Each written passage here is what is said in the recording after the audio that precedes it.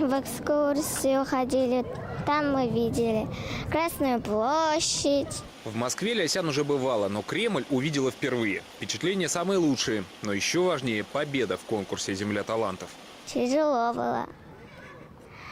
Они там очень хорошо подготовились, и поэтому я старалась как лучше.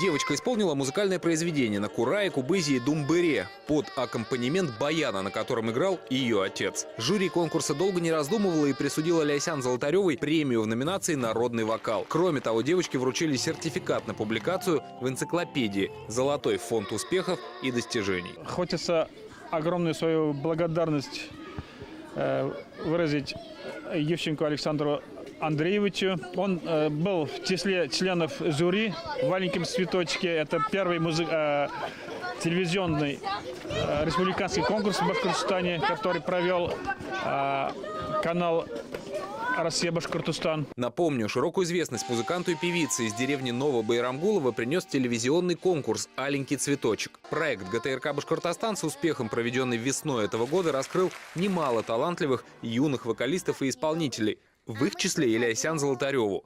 Подробный репортаж об исполнительнице из Учелинского района смотрите в ближайшее время.